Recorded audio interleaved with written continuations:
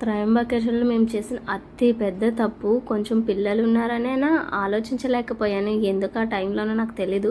Daddy మరీ చెప్పారు, ఈరోజు సోమవారం, అందులోనే శివుడి దర్శనం చాలా రష్ ఉంటారు, టికెట్ తీసుకొని వెళ్ళిపోదాం, క్యూ లైన్లో వద్దు అని చెప్పారు.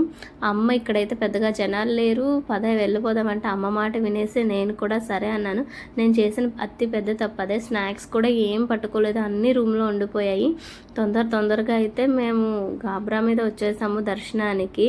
5 అవర్స్ పట్టింది. 1 కాదు 2 కాదు 5 అవర్స్ పట్టింది. చాలా ఇబ్బంది పడ్డాం. మేమైతే బ్రేక్ఫాస్ట్ చేయలేదు, పిల్లలకైతే పెట్టేశారు డాడీ అప్పటికే కొంచెం కర్డ్ రైస్.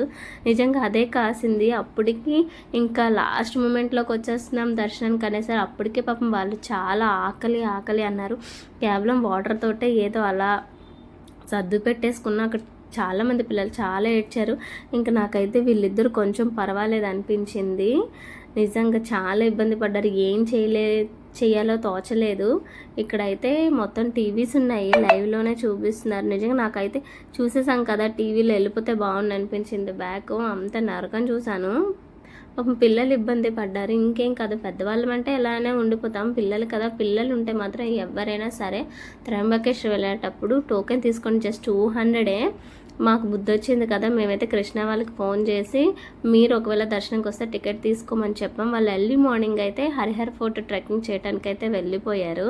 అందుకే మేమైతే దర్శనంకి వచ్చేస్తాం. వాళ్ళు కొంతవరకు ఆడారు కానీ ఇంకా ఎంతకని ఆడతారు వాళ్ళైనా. వాళ్ళకి ఆకలేసింది, వాటరే పట్టం, ఏమీ లేదు అసలు. అక్కడ ఏం లేదు కూడా, చుట్టుపక్కల కూడా వాళ్ళకి ఇవ్వటానికైనా ఏదో అలా 5 అవర్స్ గడిపేసాం. చూడండి ఎంత రష్ ఉందో. ఇలాంటి రూమ్స్ ఒక 5 అనుకుంటాను, అలా ఒక్కొక్కటి వచ్చాము. అంత రష్ ఉంది.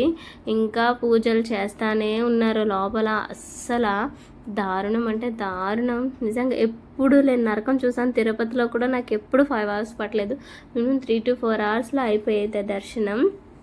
ఇంకా మా పిల్లలు అయితే ఏదో నిజంగా దేవుడే కాపాడాడు.